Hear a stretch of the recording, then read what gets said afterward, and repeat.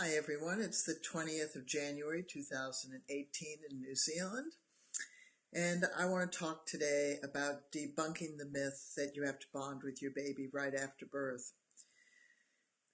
Many of the myths that I've talked about over the past few weeks, while they impact individual women, most of them don't really cut into that fabric of what's a good mother.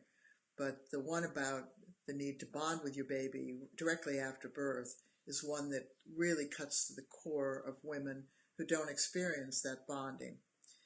So I want to start off right away with something that families taught me around the world, and it was simply put, it takes 9 months to grow your baby inside, and it takes 9 months to know your baby outside. And that is one of the adages we should just write down and give to everybody in the Hallmark cards. Write it down, give it to every new mom, whether they're having their first or their 10th. Are we animals? Yes. Are we mammals? Yes. Do most mammals, when they birth, bond with their babies? Yeah, they do, and some eat them. But humans are very unique.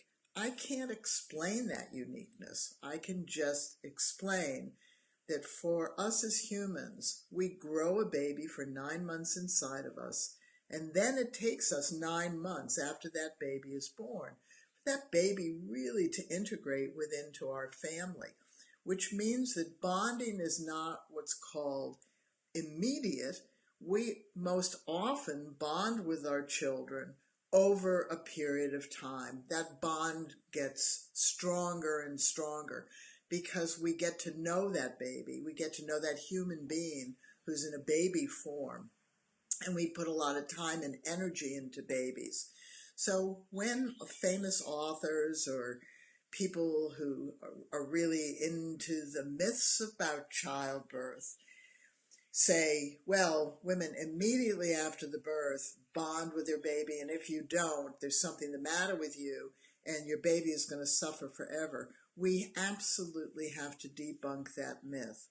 First of all, giving birth is a strenuous activity if you labor and have a vaginal birth.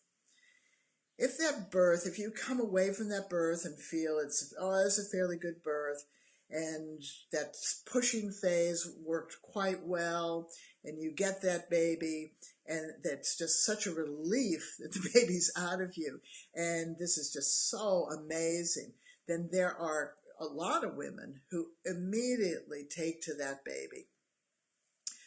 However, then there becomes this other issue, which has become very popular, which is you need to get your baby to your breast right away. Even women who are delighted with the baby, a lot of babies don't want to nurse after the birth, and so they are told they must put the baby to the breast, and they're given reasons.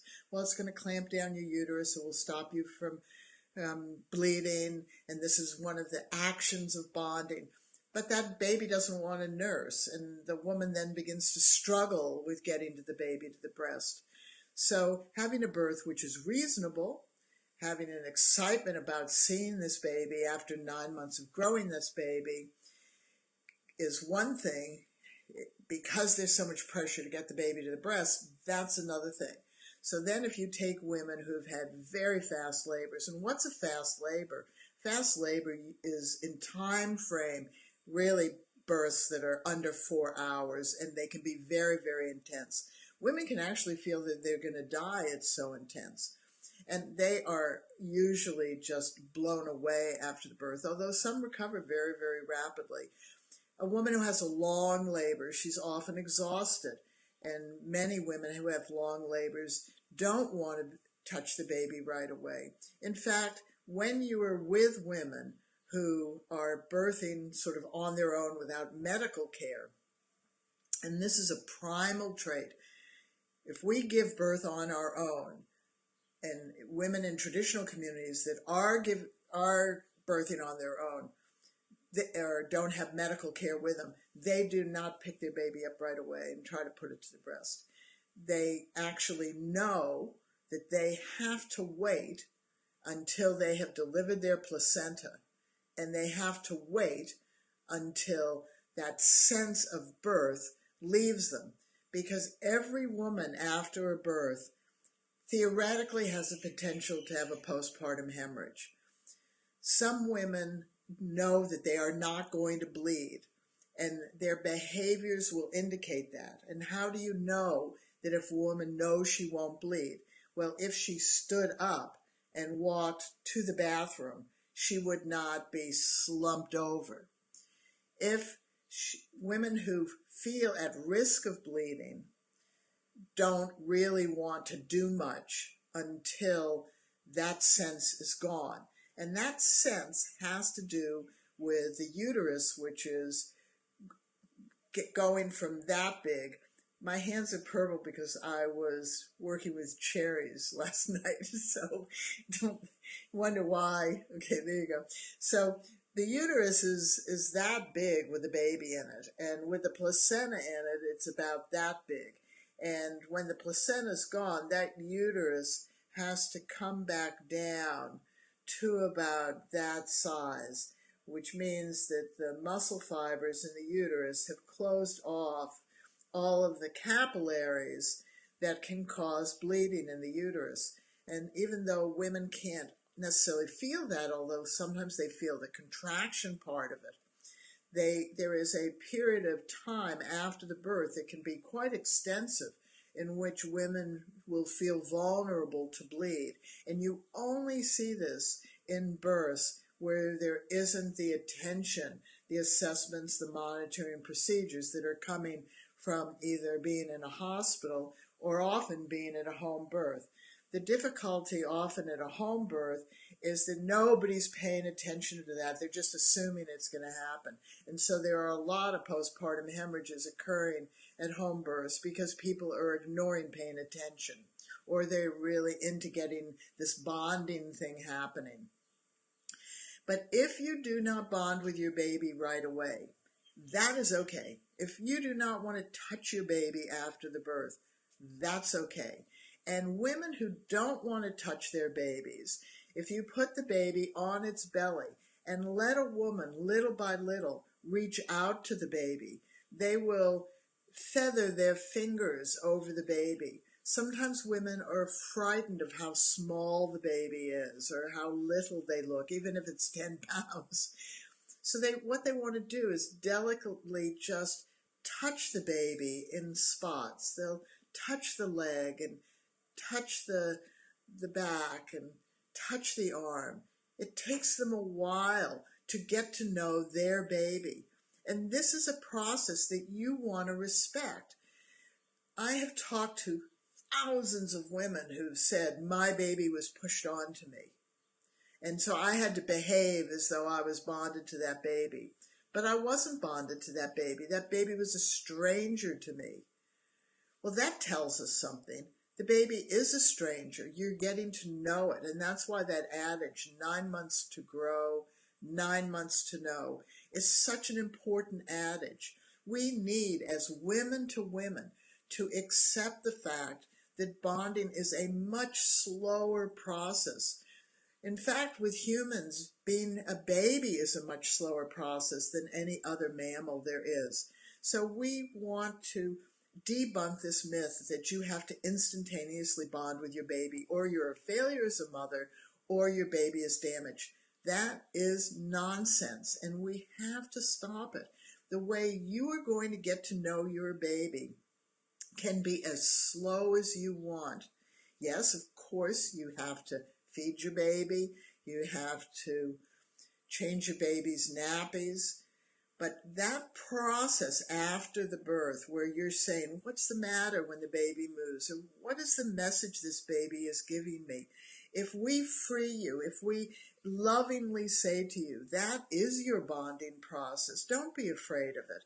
That is how you're bonding. You are learning to read the messages of your child. You will read those messages by the time your baby is 9 months of age.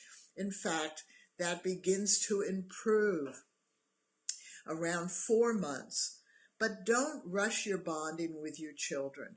Let your bonding come because you get to know this other human being little by little by little. And that's true for your partner as well.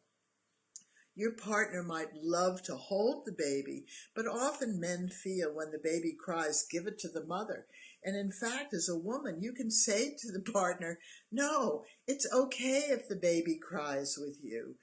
You take time to learn what to do. You are a human being. You are a man. You are this baby's father. And you're learning the same way that I'm learning. And so we really want to debunk this myth. You do not have to bond with your baby right away. You do not have to put your baby to the breast right away, no matter what anybody says. You do not have to feel that you want to pick up your baby right away. You don't have to. If you feel pressured, you can just say to people, this is my kid. Just back off and leave me alone. And take whatever time it takes every time you see that newborn. So, for instance, in hospitals, often they will wrap up the baby. If you want your baby unwrapped, unwrap your baby and get to see all of the pieces, parts, who that baby is. If you're at home and they put a hat on your baby because they don't want the heat to leave the head, if you want the hat off the baby, take the hat off your baby because your baby has special fat that protects it from getting too cold. Babies can't shiver, that's true, and they can't sweat yet, that's true. But the fact is that it takes a lot of cold for a long period of time for a baby to really become hypothermic. They have special fat that's behind their necks, under their armpits, and over their kidneys that protect them. So if you want to bond with your baby your way, take your time. When you leave the hospital, if you feel that you've been pushed to bond with your baby and feel confused, then just set up environments in your home where you can do it at your speed and your time, and tell your partner that they have the right to bond with their baby, their son or their daughter, in their own way. Talk about it to each other. Don't believe that there is a one-size-that-fits-all about bonding with your children. One of the reasons that the Birthing Better skills are so significant around pregnancy and birth is that there really is very little variation. But once your baby is born, that spits your kid out into your society, into your culture, into your diversity. So Birthing Better doesn't really go down that path at all. What we do know from tens and thousands of families, that bonding is unique to the individual family, it is unique to the cultural norms, it is unique to the religion that you might have, and it is unique to the situation that you're in. So if you want to grow with this baby, then don't be afraid to allow yourself to grow slowly. Your baby isn't going to be damaged by how slow or how long or how quick it takes. Your baby is going to be damaged by the internal shame and blame and guilt that you carry with you for a long period of time.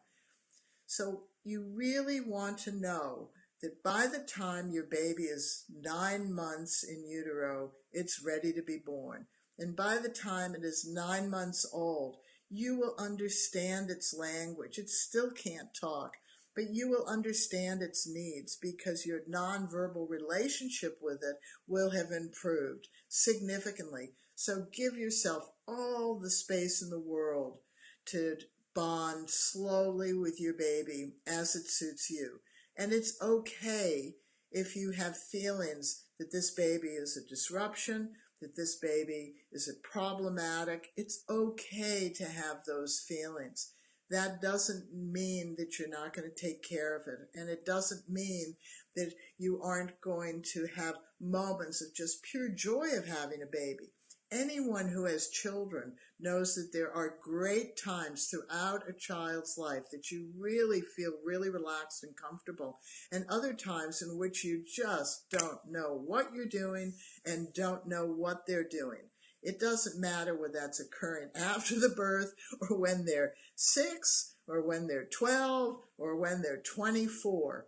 There are ups and downs of pregnancy, and there are times where you love this human being to bits and feel comfortable with them, and other times you just want to wring their necks and you're not comfortable and you're not certain what to do. That's called parenting. So we want to leave you. Do not feel guilty if you do not bond right away. Keep that adage up on the wall: 9 months to grow a baby and 9 months to know a baby. Repeat that to everybody. Pass that on to everybody. Right? And please like our Facebook page. Share the Facebook page. Share these videos with people. We are putting them up on YouTube as a playlist of debunking the myths around childbirth. And I'll see you again tomorrow. Bye-bye.